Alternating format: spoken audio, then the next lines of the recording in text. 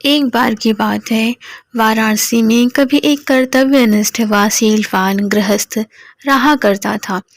3 बेटियों और एक पत्नी के साथ उसका एक छोटा सा परिवार था, किंतु अल्पायु में ही उसका निधन हो गया। मरणोपरांत उस गृहस्थ का पुनर्जन्म एक स्वर्ण हंस के रूप में हुआ। पूर्व जन्म के उपादान और संस्कार उसमें इतने प्रबल थे कि वह अपने मनुष्य योनि के घटनाक्रम और उसकी भाषा को विस्मृत नहीं कर पाया। पूर्व जन्म के परिवार का मोह और उसके प्रति उसका लगाव उसके वर्तमान को भी प्रभावित कर रहा था।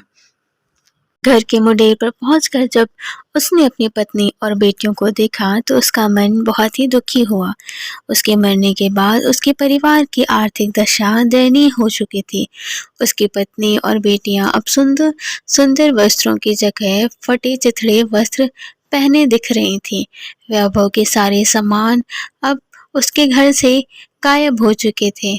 फिर भी पूरे उल्लास के साथ उसने अपनी पत्नी और बेटियों का आलिंगन कर उन्हें अपना परिचय दिया और वापस लौटने से पूर्व उन्हें अपना एक सोने का पंख भी देता गया, जिसे बेचकर उसके परिवार वाले अपने दारिद्र्य को कुछ कम कर सकें। इस घटना के पश्चात हंस समय समय पर उनसे मिलने वाराणसी आता रहा और हर बार उन्हें सोने का एक पंख देता रहा। बेटियां तो हंस की दानशीलता से अत्यंत संतुष्ट थीं, मगर उसकी पत्नी बड़ी ही लोभी प्रवृत्ति की थी। उसने सोचा, क्यों ना हंस के सारे पंख एक ही बार में निकाल कर धनी बन जाऊं। बेटियों को भी उसने अपने मन की बात बताई, मगर उसकी बेटियां उसका कड़ा विरोध करने लगीं। अगली बार जब वह हंस उनसे मिलने आया तो संयोगवश उसकी बेटियां वहां पर नहीं थीं।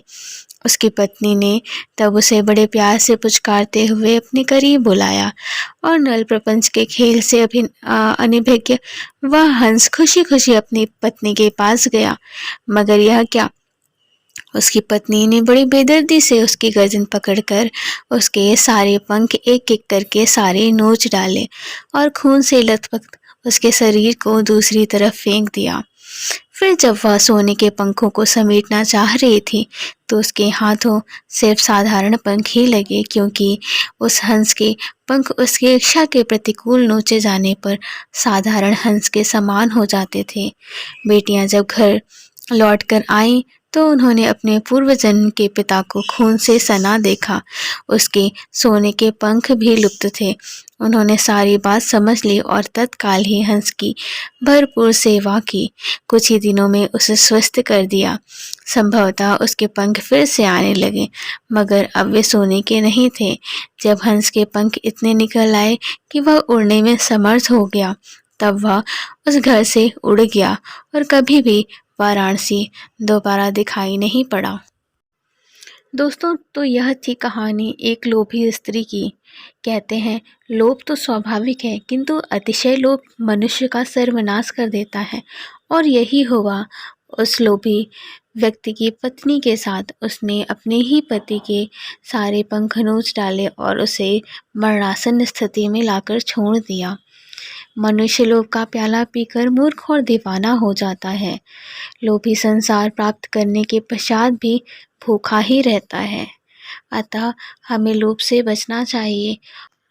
दोस्तों, आज की कहानी बस यहीं तक। अगर कहानी पसंद आई हो तो प्लीज़ मेरे चैनल को लाइक, शेयर और सब्सक्राइब ज़रूर करें और बहुत सारा अपना प्यार और सपोर्ट दें। मिलते हैं एक नेक्स्ट वीडियो में। तब तक के लिए अपना ख्याल रखिए और चैनल को सब्सक्राइब करना ना भूलें। धन्यवाद। राधे राधे।